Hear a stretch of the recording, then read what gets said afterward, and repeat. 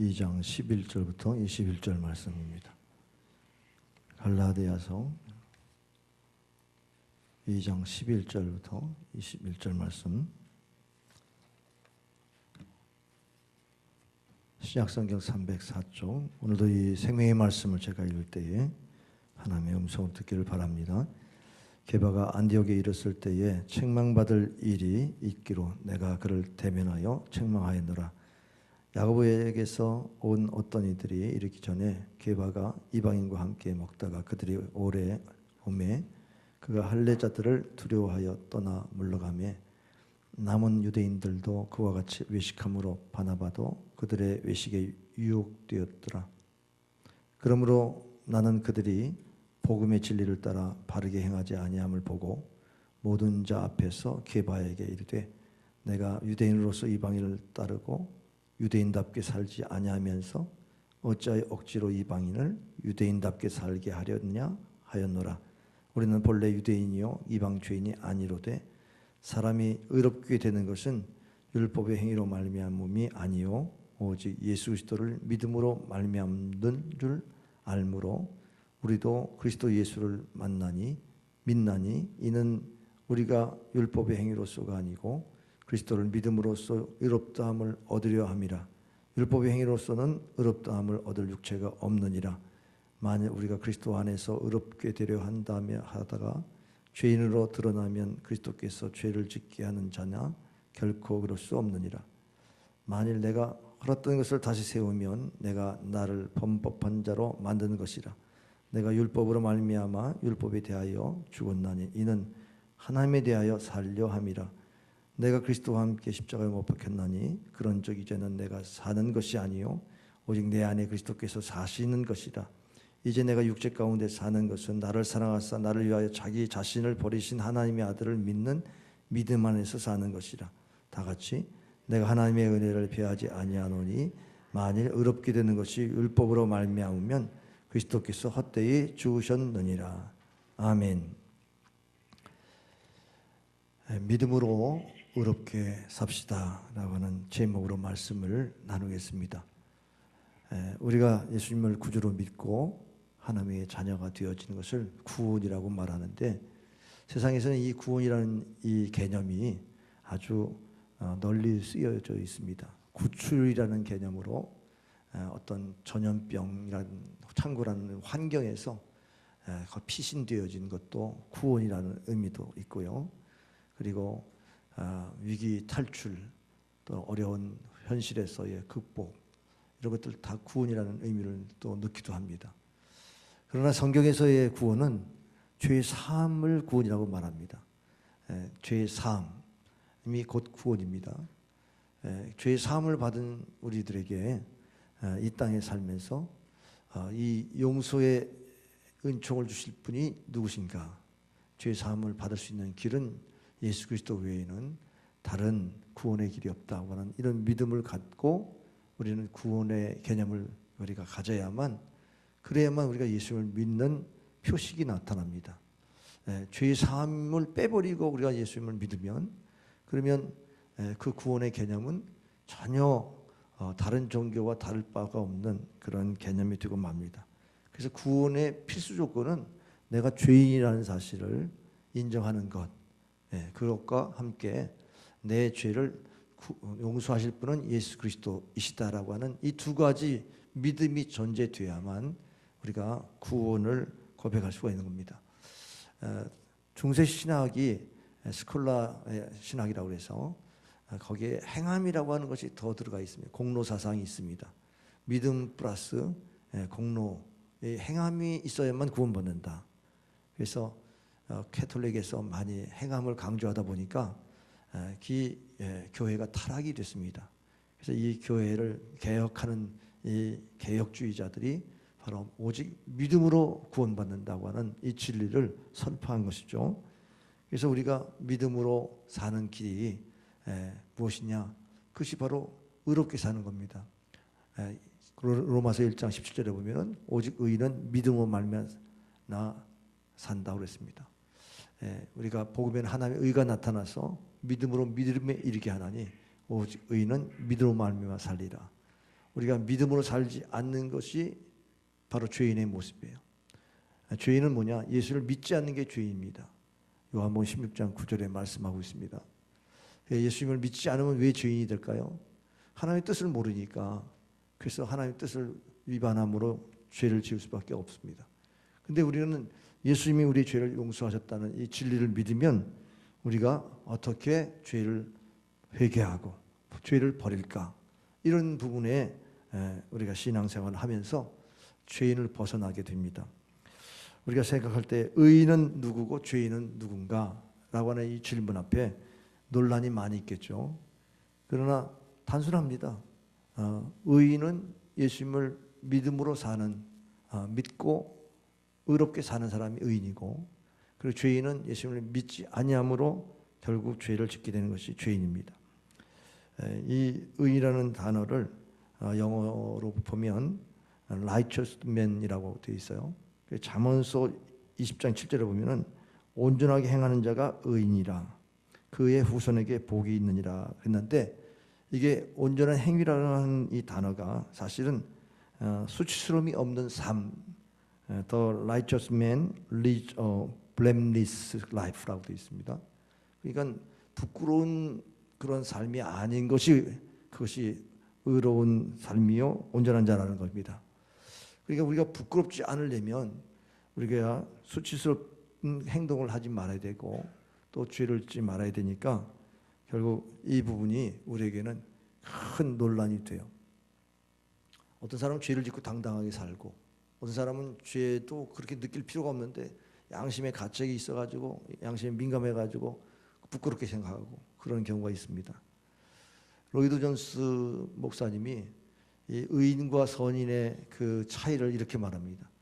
악보를 보고 연주자가 정확히 그대로 치는 것을 의인이라고 말한다면, 그것을 똑같이 치는데 영감을 가지고 치게 되면 느낌이 다르죠.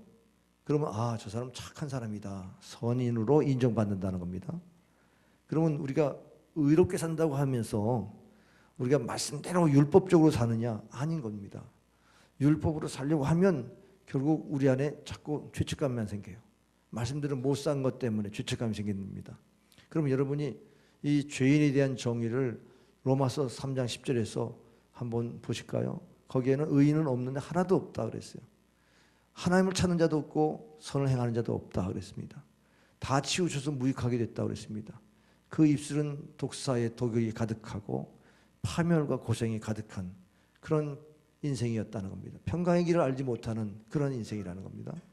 그러면 우리가 죄인의 반대 의인이라면 우리는 하나님을 찾는 사람이고 선을 행하는 사람이고 입술에 덕을 세워서 은혜로 말하는 사람이고, 그리고 평강의 길을 아는 사람이고, 십자가를 통해서 우리가 영광의 길로 나아가는 이런 천국의 길을 아는 사람이 의인이라는 사실인 것입니다. 그렇기 때문에 우리가 이 죄인의 모습에서 의인의 모습으로 바뀔 때 반드시 나로 그렇게 살아갈 수 있는 힘이 있어야 돼요. 내가 하나님을 안 찾던 인생이 하나님을 찾게 되고, 악을 행하던 사람이 선을 행하고, 말도 이렇게 선한 말로 할 수 있는 이런 변화의 역사에 그 중심에 뭐가 있어야 되냐면 바로 복음이 있어야 됩니다. 복음. 이 복음에서 하나님의 뜻이 나타나는데, 이 복음이 뭐냐? 율법과 은혜입니다. 율법으로 말미암은 우리는 난 죄인인 것을 깨달아요. 율법은 행위에 대한 말씀이기 때문에 우리는 말씀을 들으면 죄책감이 느껴집니다. 그래서 율법을 깨닫기 전에는 내가 살아있어요.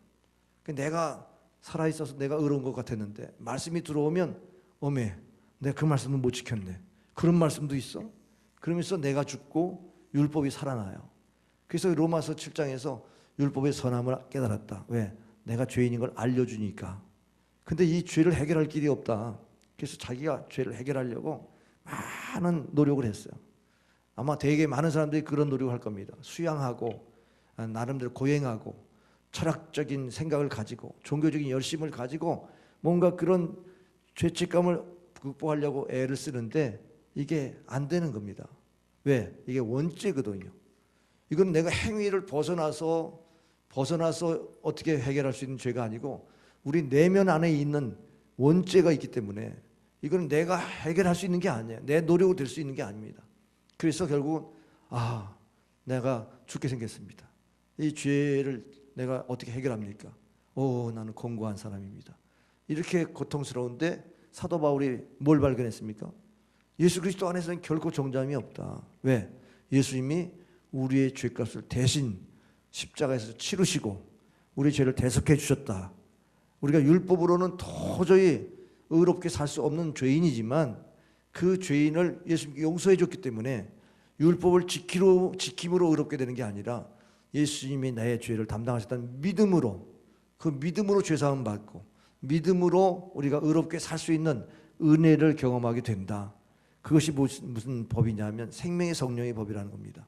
예수님이 부활하시고 우리에게 생명을 주시되 성령으로 충만케 하셔서 우리가 죄를 이기게 하고, 그래서 죄와 사망의 법에서 우리를 자유케 하는 이런 은혜를 준 줄 믿으시길 바랍니다.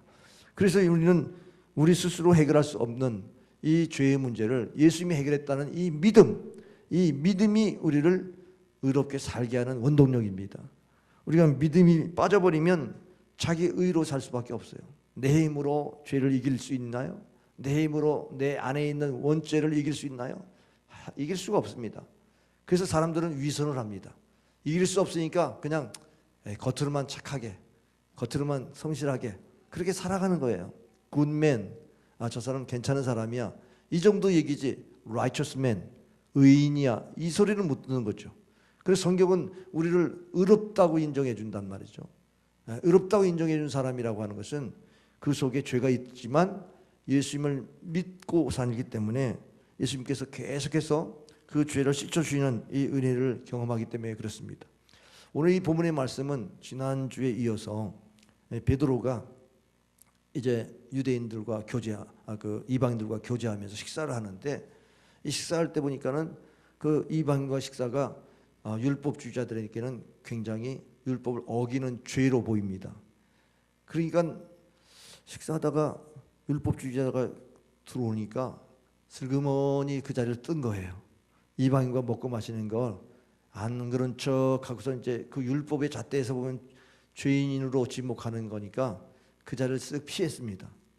그래서 11절 12절에 보니까 그 슬그머니 피하면서 13절에 바나바까지도 그 자리를 떠서 미혹을 받은 겁니다.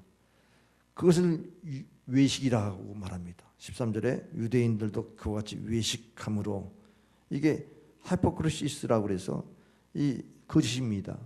이 거짓의 행동이라는 겁니다. 그럼 우리가 겉과 속이 다른 게 위선이잖아요. 예수님께서 그 바리새인들의 위선을 지적할 때 왜 사람들에게 보이려고 하느냐? 나는 저 사람보다 내가 깨끗합니다. 나는 일주일에 2번씩 금식하고 그리고 기도합니다. 그러면서 하나님 앞에 자기의 거룩을 드러냈는데 하나님은 은밀한 걸 보신다는 거죠. 그래서 은밀한 중에 갚으시니까 오히려 차라리 은밀하게 기도하지, 그걸 드러내고선 자기의 거룩을 나타내 보이냐? 그게 외식이다, 위선이다, 그렇게 말씀하는데, 그게 누룩의 비유로, 그 누룩이 자라면 사람이 완전히 그런 모습으로 살게 돼요. 형식적인 사람이 된단 말이죠. 이게 영적으로는 무서운 형벌입니다. 우리가 교회 생활하면서 여러분이 죄를 그냥 품고 살면서 신앙생활하면요, 여러분 위선자가 되는 거예요. 여러분 위선자가 돼가지고 그냥 놔두고 다면 여러분 인격이 어떻게 돼요? 겉과 속이 다른 표리무드한 사람이 되죠. 그러면 누구하고 만나도 진실이 없어요. 우리 지금 성품학교 진실에 대한 얘기하는데, 제가 아이들한테 목사님은 진실이라고 그렇게 보이지? 그랬더니 애들이 가만히 있더라고. 그래서 내가 진실하게 내가 안 살았나 그 생각도 해봤는데요. 여러분, 우리 안에 죄를 두고 그리고 편안하게 사는 것은 그것이 가시가 아니에요. 죄를 해결받고 편안해야지, 죄를 벗어나고 기뻐해야지, 죄를 그냥 놔두고 사는 것은 그것은 우리에게 신앙 양심의 용납이 안 돼야 맞아요. 그럼 우리가 그 문제를 씨름하면서 해결해야 되는데, 대부분의 사람들은 그것을 해결할 길을 몰라서도 해결 못하고, 그리고 여러분에게 믿음으로 사는 게 뭔지 잘 몰라서 그냥 두고 살아요. 바울이 베드로와의 관계로 보면 대사도입니다. 나이로 보면 또 얼마나 많이 차이가 있어요. 예수님의 제자로서 예수님의 신앙 고백을 통해 교회를 세웠으니까 예루살렘 교회 최고의 권위자요. 그런데 베드로가 생각할 때 이 사람들에게 평판이 안 좋다 그러면, 야, 베드로 사도가, 대사도가 말이야, 이방인과 식사하면서 그렇게 지냈다. 우리의 율법을 지키는 지켜야 될 그 대사도가 율법을 어겼다. 그러면서 막 소문 낼 거 아니에요. 그 소문이 두려워서 슬쩍 이렇게 피한 겁니다. 그 피한 것 자체에 대해서 우리가 사람이 융통성이 있으니까 그럴 때는 더 피하고 남들에게 어떻게 보이느냐 또 눈치껏 한 거지. 여러분 좋게 볼 수 있잖아요. 근데 사도 바울은 그렇게 안 봤어요. 그것을 복음의 진리를 훼손하는 일이라는 거. 왜? 사람에게 유대인은 유대인답게 사는 거고 이방인은 이방인답게 사는 거지. 왜 이방인을 유대인처럼 살라고 그렇게 강요하느냐. 그렇게 지금 말씀하고 있잖아요. 14절 15절에서 그렇게 말씀해요. 우리가 살아가면서 저 사람은 우리의 공동체 안에 들어올 수가 없어. 왜? 사는 게 우리랑 달라. 그렇게 하면 우리가 경계하고 물리치잖아요. 그리고 그런 얘기를 또 교회 안에서 누가 합니까? 네? 믿음이 있는 사람이 해야 되는데 또 교회가 그래요. 장자 뭐 이렇게 나이가 많은 사람이 그 존경받는 유교 사회에 우리가 익숙해가지고 아유 어르신들 앞에서 내가 그런 얘기 했다가는 괜히 어려움 당해. 그러니까 그냥 내가 참아야지. 이러고선 여러분 그냥 넘어갈 수 있잖아요. 근데 이 바울은 안 넘어갔어요. 분명하게 하나님의 말씀은 율법을 행함으로 우리가 의롭다함을 받는 게 아닌데 왜 율법을 행한 것처럼 그렇게 보이려고 했느냐. 이거에 대해서 지적한 겁니다. 교회는요 연장자 순회의 신앙생활 하는 게 아닙니다. 교회 오래 다녔으니까 항상 옳은 게 아닙니다. 그렇잖아요. 신앙이 우선이지 믿음이 우선이지. 우리가 나이로다가 쭉 이렇게 뭐 신앙생활 한다 그러면 그 나이 많은 분이 신앙이 좋으면 좋은데 그렇지 않으면 어떻게 돼요? 교회가 다 어떤 윤리도덕적인 종교로 전락하고 말잖아요. 그렇기 때문에 교회에서는요 오늘 믿음이 좋은 사람이 그분들이 리더가 돼야 돼요. 뭐 어린이도 믿음이 좋으면 리더가 될 수 있죠. 저는 그렇게 생각합니다. 교회가 항상 뭐 나이 많은 사람이 믿음이 다 좋다. 오래 교회 다녔다고 해서 믿음이 다 좋다. 이것도 아니고 지금 믿음이 막 잘하는 사람이 또 믿음이 이제 어리다 해가지고 너 아니다. 그런 것도 맞지 않아요. 그냥 교회는요 하나님 은혜 주셔가지고 믿음이 막 잘하는데 이게 다 우리도 나도 나이 들다 보니까 저렇게 신앙생활 했었는데 지금은 그렇게 못하네. 그러면서 격려하고 위로하고 그렇게 공동체를 이루어야지. 그게 이제 뭐 장유유서처럼 그렇게만 유교적으로 교회 다니면 진리를 발견하고도 말 못하잖아요. 사도 바울이 그거를 얘기한 거예요. 우리가 신앙이 무슨 행동에 대해서 자꾸 이렇게 저촉을 주면 어떻게 우리 믿음이 자랍니까? 믿음이 자라면 행위도 다 거룩해지는데 먼저 행위를 앞세우면 어떻게 믿음이 들어가겠어요? 그러니까 우리가 믿음을 잘 심고 세웁시다. 이런 얘기로 들으면 이 덕이 되지 않습니까? 그래서 바울이 이 복음의 열정이 이 베드로를 책망했다는 겁니다. 혹시 여러분이 저에게 대해서 그런 얘기할 때 제가 그 당시는 기분 나쁘겠죠. 근데 생각해 보니까 내가 잘못했다. 그게 바른 신앙이 아니었는데 내가 잘못 가르쳤다.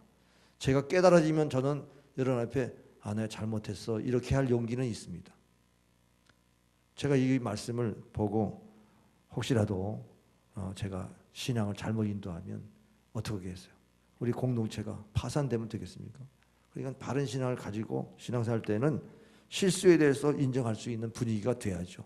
무슨 율법으로 딱 정해가지고 뭐 그거 안 정하면 큰일 나는 것처럼 하면 그럼 교회는 변화되지 않아요.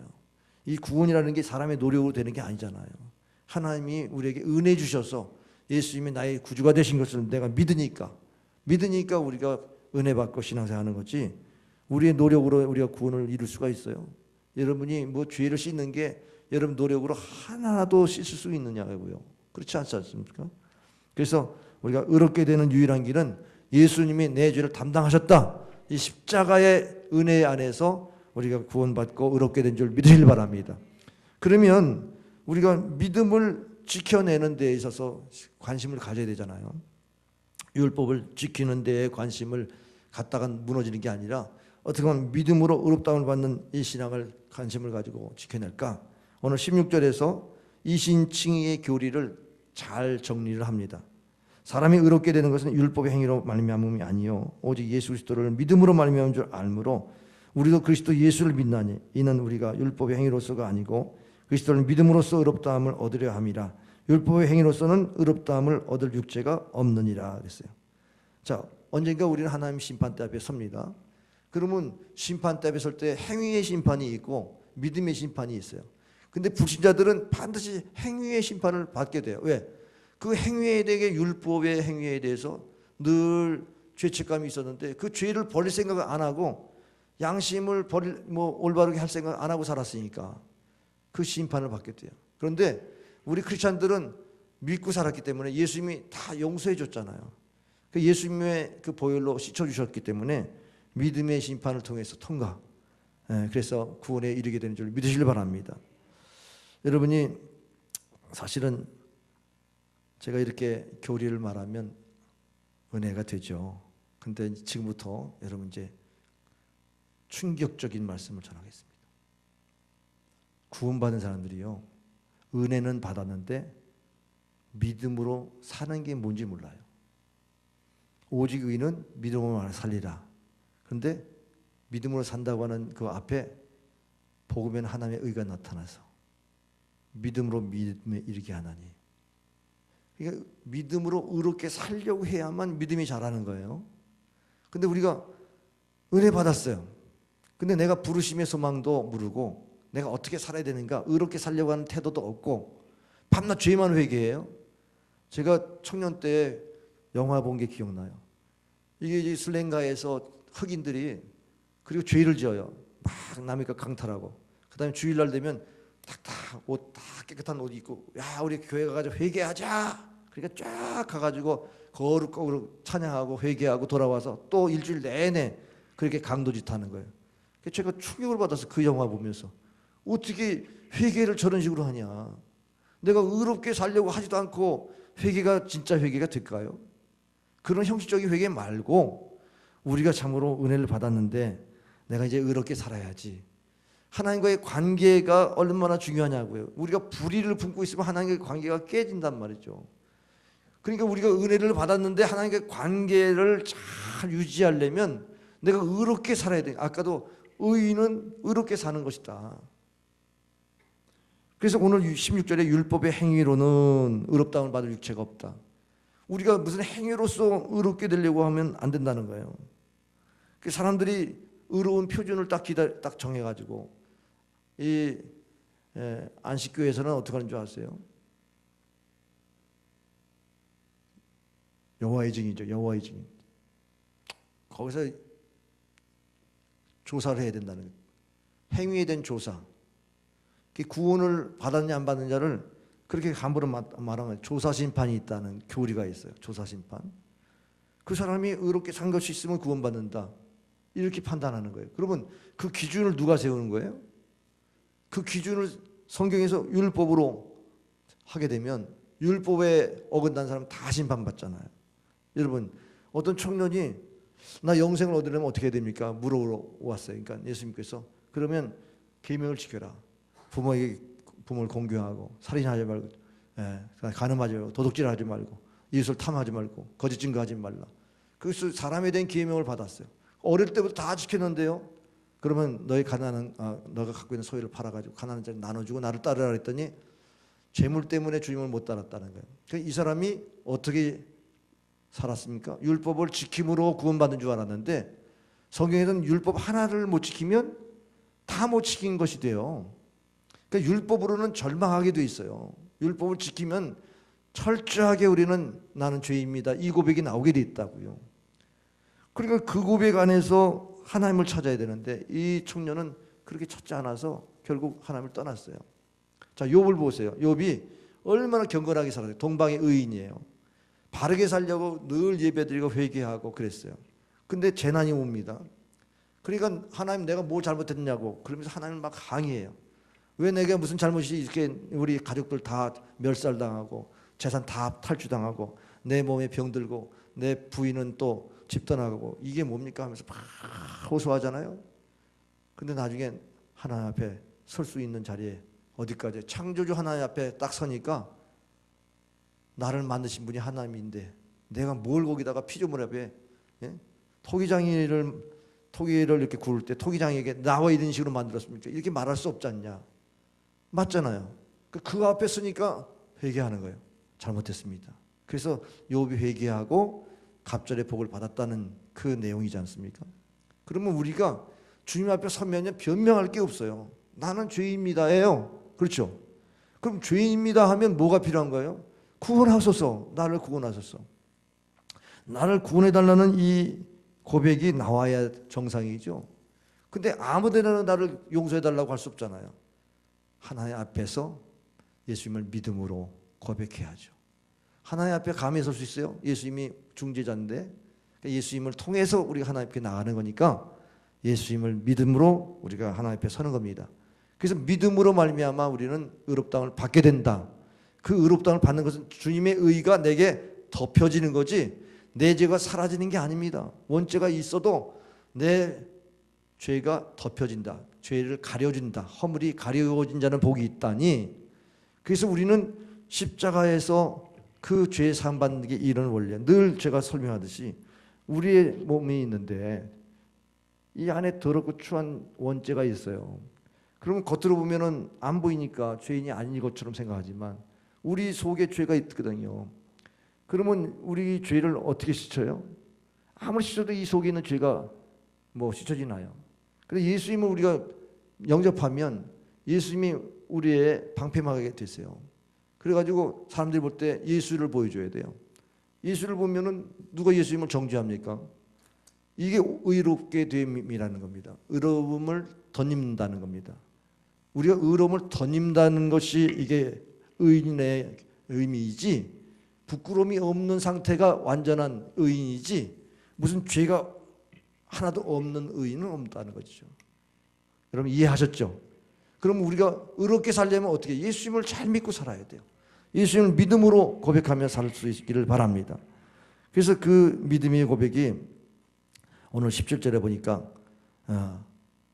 내가 믿는 생활하는데 사람들이 어떻게 볼까? 그래가지고 자꾸 죄를 또 져요. 사람이 어떻게 볼까가 더 중요해요. 하나님이 나를 어떻게 볼까가 중요하면 은혜를 사모하고 믿음으로 살 텐데 사람이 나를 어떻게 볼까 이것 때문에 자꾸 신앙이 외식이 돼요. 사람 눈치 때문에. 하나님 앞에 한 번도 선본 적이 없는 사람은 인본주의에 빠져서 신앙생활 하게 될 겁니다. 그러니까는 예수님이 너를 위해 죽은 것이 어찌 그러면은 오히려 죄 짓게 만드는 거냐. 은혜로 살라고 그랬지. 행위로 살라고 그런 게 아니지 않냐. 그러면서 내가 이 얘기를 하는데 내가 그럼 종교 사기꾼이냐. 그러면서 지금 17절에서 바울이 말하는 거예요. 그러면서 18절에 내가 율법을 통해서 구원받는 길이 아니라는 걸 다시 세운다면 내가 종교 사기꾼 되는 거 아니냐. 그러면서 지금 말씀합니다. 여러분 우리가 예수님을 믿으면 하나님의 의가 우리를 덮는 거예요. 할렐루야.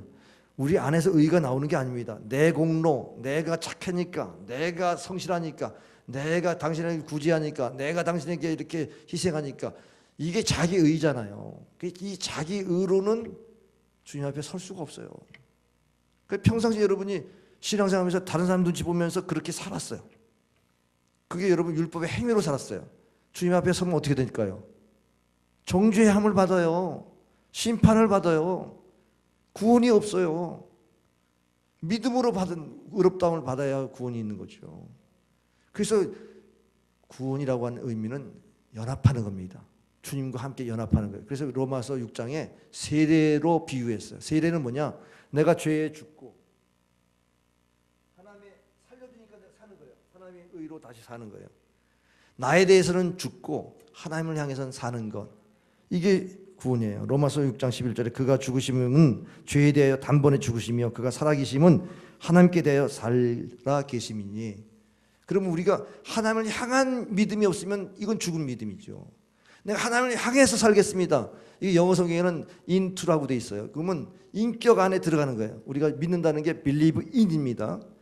대상이 아니에요. 객관적으로 놓고 보는 게 아니에요. 상대방에게 뭐 객관적으로 설명하는 대상이 주가 아니라 내 안에 계신 주님이세요. 내가 그분의 명령에 순종하고 사는 것, 이게 신앙생활인데 내 인격 안에 주님이 들어와 계셔서 주님을 위해서 사는 것이 내가 사는 길입니다. 이게 결론 난 사람이 구원받은 사람입니다. 여러분 배너를 보시면 아실 텐데 그 권력 다툼의 속에서 그가 혈육으로 싸우지 아니하고 결국은 무저항할 수밖에 없는 그런 은혜를 받았어요. 왜? 예수님이 문둥병자를 고치시고 이렇게 선한 분이 왜 십자가에 죽으신가? 그래서 이 십자가의 골고다 길을 가면서 왜 의인이 저렇게 고난을 받아야 되는가? 따라가다가 거기에서 십자가에서 저들이 하는 죄를 모르니 저들의 죄를 용서하소서, 이 소리에 가슴이 완전히 하나님을 고백하게 되죠. 예수님이 나의 주십니다.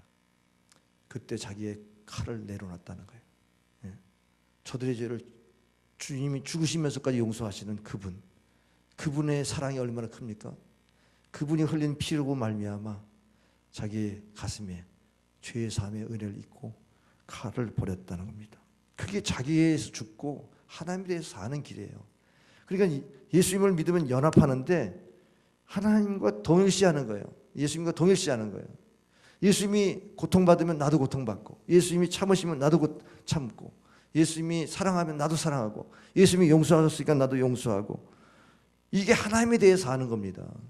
그래서 이 19절에 내가 율법으로 말미암아 율법에 대하여 죽었나니 이는 하나님에 대하여 살려 함이라. 여러분, 하나님을 향해서 객관적으로 사는 게 아니라 내 안에 계신 예수님, 그분이 나를 살려주신다고 하는 이 은혜로 사는 것이라는 겁니다. 그래서 20절에 내가 그리스도와 함께 십자가에 못 박혔나니 그러나 이제는 내가 사는 것이 아니요 오직 내 안에 그리스도께서 사시는 것이라. 내가 죽었으니까 지금 사는 것은 내가 사는 게 아니구나. 주님이 은혜 주셔서 사는구나. 여러분, 은혜 주시면서 사는 게 이런 거예요. 미워해야 되는데 주님 생각하니까 용서를 해야 돼요. 그러면 내가 용서할게. 이게 내 안에서 주님이 사셔서 그렇게 나오는 거지, 내가 살면 죽일 거야, 증오심, 적개심, 복수심, 이게 가득할 거잖아요. 예수님이 내 안에 사니까 용서가 가능해. 화평케 해. 그 힘이 어디서 나오는 거예요? 내 안에 예수님이 사니까. 나는 뭐예요? 나는 예수님과 함께 죽었어요. 여기 함께라는 단어를 생각해 보세요. 내가 스스로 죽는다는 건 자살이잖아요. 누가 스스로 죽습니까? 절망하는 사람이 죽죠. 내가 절망해서 죽을 수는 있어요. 근데 억울한 거예요. 누구 함께 죽으면 죽겠어요. 그래서 동반자살도 하는데, 우리가 주님과 함께 죽겠다 그러면 죽을 만해요. 왜? 주님은 살려주시는 분이지. 주님은 십자가에 죽으시고 부활하셨지 않습니까? 할렐루야. 믿습니까? 부활하신 주님께서 우리를 함께 죽겠다고, 우리와 함께 하신다고 하면 그렇습니다. 주님이 가시는 길 나도 가겠습니다. 이런 결단이 가능하잖아요. 자기를 부인하고 자기 십자가를 지고 죽게 생겼는데 그게 주님이 살려주시는 길로 가는 거예요. 주님과 함께 죽으니까. 이 신비가 있어야 크리스찬이에요. 주님과 함께 죽은 경험이 있어야 크리스찬인 거예요. 그래야 주님이 다시 살려주신 경험을 통해서 하나님이 나를 살게 하셨다, 이 고백이 가능하지 않습니까? 그러니까 어거스틴이 30년 동안 이다나 이 만유교에 빠져가지고 사생활을 낳고 아주 생활이 엉망진창이었는데 로마에서 암브로스 대제를 만나서 회심하고 그리고선 돌아와서 자기 고향으로 돌아가는데 길거리 여인들이 어거스틴 자꾸 부르는 거예요. 그랬더니 어거스틴이 대꾸 안 하다가 자꾸 치적적 가니까 어거스틴은 죽었어. 과거에 어거스틴은 죽었다. 그렇게 여자들 쫓아다니면서 쾌락을 쫓았던 그런 어거스틴은 죽었어. 그 얘기는 뭐예요? 변화됐다는 거예요. 이제 내가 사는 것은 내가 죽었는데 내가 사는 게 아니야. 내 안에 예수님을 믿는 믿음으로 사는 거야. 믿음으로 살려니까 의롭게 살아야죠. 믿음으로 살려니까 예수님처럼 살아야죠. 믿음으로 살려니까는 바로 살아야죠. 그것이 바로 우리 신앙생활입니다. 가만히 문제를 들여다보면요, 자존심 싸움이에요. 자존심 싸움. 자존심이 얼마나 강합니까? 아니, 내가 지금 병들어 죽게 생겼어. 그러면요, 병 때문에 죽게 생긴 게 아니라 저 사람 잘 나간다더니 병들어 죽게 생겼어. 이 세상 사람들 말 때문에 지금 죽게 생긴 거예요. 저 사람 가난하게 됐어. 사업이 실패했어. 그러면 사업이 망했어도 다시 일어날 수 있다는 용기를 가지고 살면 되는데 절망하는 이유가 잘 나가다가 망했다며 사람들에게 소문이 그렇게 들리면 내가 이게 보통 수치가 아니잖아요. 그래서 결국 사람들이 자기가 살아야 된다고 하는 것 때문에 살다 보니까 다 인생이 망가지는 거죠. 그런데 그 소리 들었는데 내가 죽었는데 하나님이 나를 살려주실 거야. 환난 중에 또 참으라고 그랬고 핍박 중에 축복하라고 그랬어. 그래서 나를 공격하는 사람 내가 축복해. 하나님 뜻대로 또 되어지도록 기도해. 용서가 가능하지 않습니까? 이게 어떻게 가능한가? 내 안에 예수님이 살아계시니까 가능하지. 예수님이 안 계시면 내가 그렇게 하겠어요? 내 자아가 살아있어가지고 그 사람과 어떤 관계가 되겠습니까? 원리가 있어요. 죽음은 두렵는데 죽을 만한 두려움이, 죽을 만한 죽음이 있습니다. 주님이 나를 살려주시는 죽음은 기꺼이 죽을 수 있어요. 자, 우리가 잘못해가지고 율법에 의해서 정죄받으면 두려운 거예요. 여러분 죽을 때 두렵게 죽으면 지옥 갑니다. 죽을 때 편안하게 주무시듯 돌아가셔야죠. 왜? 주님이 우리를 받아주셨으니까 편안하잖아요. 그 두려움의 대상이 이게 하나님이 우리를 두렵게 할 때는요, 이게 경외가 되는 거예요. 하나님을 높이고 경배하며 범접할 수 없는 그런 관계 속에서 하나님을 우러러보고 경배합니다. 근데 그분이 우리 안에 들어오셨어요. 예수님이 십자가에 달려 돌아가셔서 우리 안에 들어오셨어요. 이게 보통 놀라운 게 아니잖아요. 근데 나 같은 사람도 용서를 받을 수 있어? 아니, 나 같은 죄인이 어떻게 용서받을 수 있을까 생각하면 주님이 나를 위해 죽으셨다는 게 믿어지는 순간 나를 얼마나 소중히 여겼으면 내가 소중한 가치를 생각하는 순간 은혜가 넘치는 거예요. 그러니까 주님이 나를 죽이셨다 그러면 눈물이 나고 그 눈물 앞에서 내가 어떻게 내가 주 앞에 설까요? 그러면 거룩하게 살려고, 의롭게 살려고, 그러다 또 넘어져도 내가 예수님의 보혈로 참으로 용서함을 받고 그렇게 해서 거룩해지는 거 아닙니까? 할렐루야. 그래서 우리가 십자가를 바라볼 때마다 긴장이 있는 거예요. 이게 내가 주님 앞에 회개도 못할 죄인가? 회개할 수 있는 죄라면 거기에 은혜가 넘쳐요. 다 우리를 사랑하셔서 용납하시고, 탕자를 보세요. 죄를 짓고 아버지 유산 다 탕진하고 돌아왔는데 아버지가 용서할 마음이 그때 생긴 게 아니라 이미 용서할 수밖에 없는 부모와 자식 간의 관계잖아요. 그러니까 돌아오니까 뭐라고 그래요? 이는 죽었다 다시 살아났다. 이는 잃었다가 다시 찾았다. 그러면서 잔치를 배설하잖아요. 그러면 나는 잘못했어요 아버지, 잘못했어요 아버지, 밤낮 죄책감에 살아야 돼요? 아버지가 기뻐하시는데 나도 같이 기뻐해야지. 할렐루야. 주님과 멀어져 있을 때는 주님의 기쁨은 몰라요. 주님의 뜻이 몰라요. 근데 주님 안에 있으면 주님의 기쁨이 느껴져요. 나를 용서하셨구나. 그럼 우리가 영혼이 회복되는 거죠. 그럼 우리 죄책감에 빠지려고 하다가 주님과 함께 죽으면 회복이 돼요. 네. 그래서 다시 사는 거예요. 주님이 나를 살리셨다고 하는 이 신앙 고백이 우리를 헌신하게 합니다. 의롭게 사는데 헌신하게 합니다. 그래, 나는 하나님을 찾고 선을 행하고 더 의롭게 살 거야. 이런 결단을 가지고 신앙생활 하는 것이 바로 크리스찬의 삶의 모습인 줄 믿으시길 바랍니다. 내가 죽고 그리스도가 사는 이 신앙의 비밀을 아무리 강조해도 이게 신앙의 정수예요.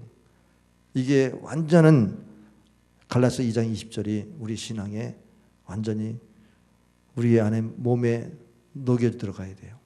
제가 우리 어린이날에게 성품을, 진실 성품을 얘기하는데 진실하지 않으면 어떤 애도 안 담아져. 진실해야 그 안에 은혜가 담겨지니까 진실해야 된다. 그 얘기를 했어요. 여러분, 우리가 죄를 없이 하지 않는 상태에서 우리가 신앙생활 잘한다? 잘할 수 없어요. 예수님의 십자가의 은혜가 없이 여러분 신앙생활 잘한다? 잘할 수 없어요. 위선하고 외식해요. 그걸 어떻게 잘한다고 봅니까? 그럼 누가 알아요? 여러분이 아시잖아요. 여러분 스스로가 자기 자신을 보면 아잖아요. 주님 앞에 내가 은혜로 사는지 은혜로 살지 않는지. 은혜로 사는 사람이 은혜가 떨어지잖아요. 그럼 무서워요. 무서워. 그분이 과거에 뭐 크리스찬? 어휴 무섭습니다. 우리가 은혜 없이 예수님 십자가의 은혜 없이 우리가 의롭게 살아요? 그는 자기 의로다가 많은 사람 어렵게 만듭니다. 자기 혼자 정의지 많은 사람들 다 정죄하고 그게 무슨 하나님 기뻐하시는 일이에요. 생각해 보세요.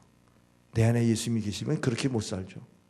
내 안에 예수님이 계시면 십자가를 바라볼 때마다 내가 죄인입니다 인정하게 되는 거고, 그 다음에 주님과 함께 죽었기 때문에 과거는 더 이상 나를 공격하지 않아요. 과거는 십자가에서 묻어지는 거예요. 왜? 새롭게 부활하셨으니까. 그리스도 안에 있으면 새 것이 되었다. 이전 것을 지나가지 보라 새 것이 되었다. 할렐루야. 새로운 피조물로 거듭나지 않습니까? 그래서 우리는 날마다 십자가 안에서 함께 죽는 이 신앙을 주님 오실 때까지 해야 돼요. 그래서 사도 바울은 고린도전서 15장 31절에 나는 날마다 죽노라. 날마다 죽노라. 내 안에 예수님이 살게 하기 위해서 날마다 죽노라. 여러분이 그렇게 신앙생활 합니까? 날마다 죽노라. 십자가에 나를 못 박는 일이 즐거울 수 있어야 되는데 이게 괴로운다고 하면 주님도 괴로운 거죠. 내가 십자가에 못 박히는 것이 즐거우면요, 주님이 우리에게 주시는 은혜가 얼마나 큰데요. 예? 그 보상이 얼마나 큰데요. 그 은혜와 보상이 얼마나 큰지를 여러분 기억하십니까? 내 안에 사는 은혜가 있으면요 사랑스럽게 보여요. 관용하고 용서하고 기뻐하고 고난도 함께하고 사람이 이렇게 행복하게 표현한다니까요. 근데 주님이 내 안에 살아있지 않고 내가 살면요 괘씸하고 화나고 분노하고 용서 못하고 다 잘못한 사람들만 보이는 거예요. 그러니까 불의하죠. 여러분 믿음으로 사는 건 놀랍지 않습니까? 또 다른 사람은 똑같이 살아요. 외적으로 뭐 우리가 세 끼 밥 먹지 네 끼 밥 먹는 거 아니다. 그래 맞아요. 똑같아요. 근데 영적으로 보면은 와 우리 안에 예수님이 살아계시니까 아들을 아끼지 않고 내어주시니까 모든 것을 은사로 주지 않겠느냐. 할렐루야. 그러니까 주 안에서 난 할 수 있습니다. 주 안에서 기뻐하고 주 안에서 항상 기뻐하라. 여러분이 주 안에 있는 이 기쁨의 회복은 십자가에서 내가 그리스도와 함께 죽고 남은 인생을 사는 것이어야 되는 것입니다. 그래서 은혜 없이는 살 수가 없어요. 우리 한번 찬양하겠습니다.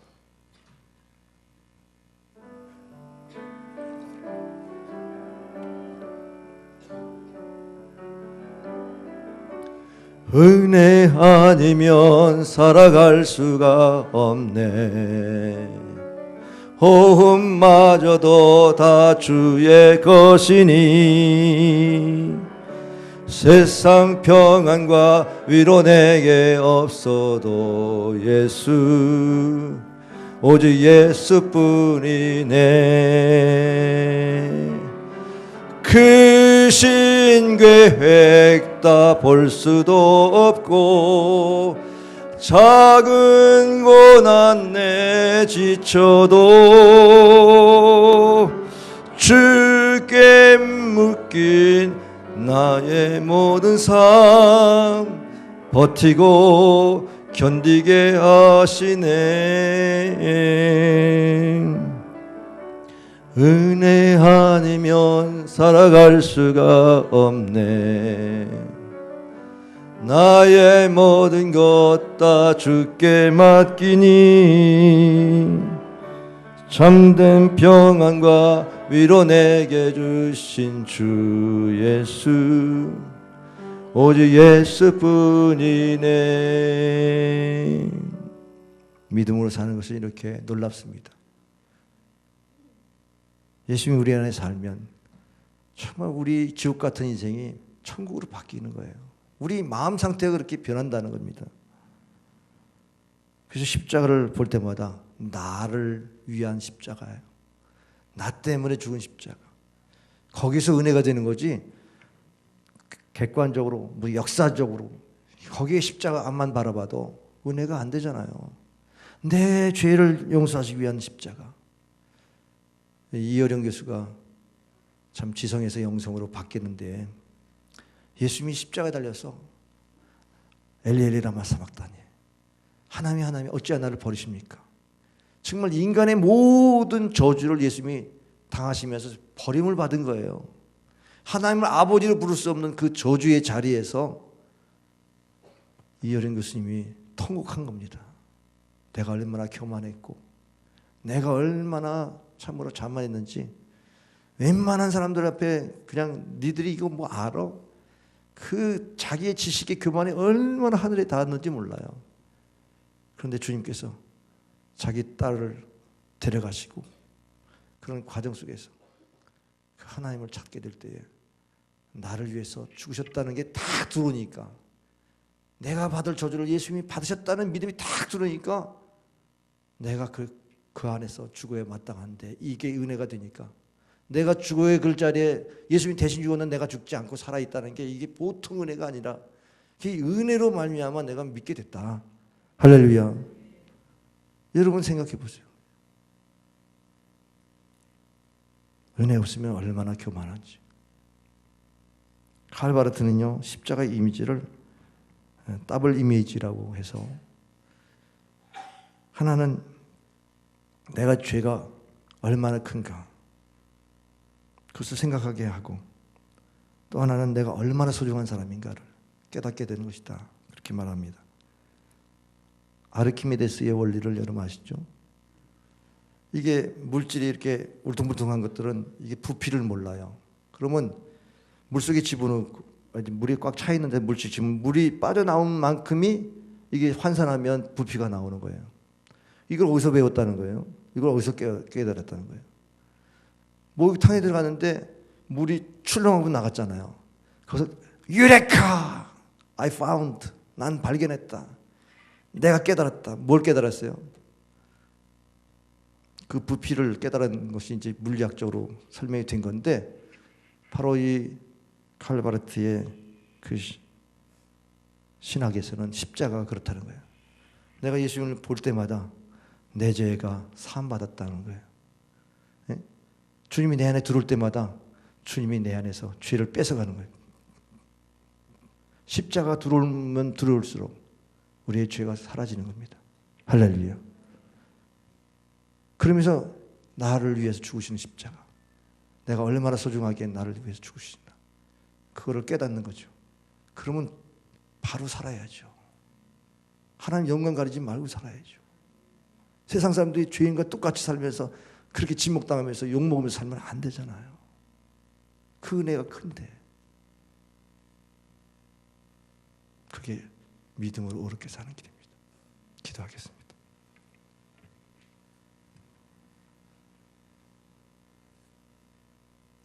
아버지 하나님, 우리는 죄인이기 때문에 주님 앞에 설 수 없고 심판받아야 마땅할 죄인이지만, 주님이 우리의 죄를 대속하시기 위해서 십자가에 죽으시고 흘리신 보혈로 말미암아 우리의 죄를 씻어주시는 것이, 우리의 허물을 가려주시는 것이고, 우리 안에서 우리의 죄를 뽑아내기 위해서 우리 안에 들어오셔서 좌정하시고 우리를 다스리시는 줄 믿습니다.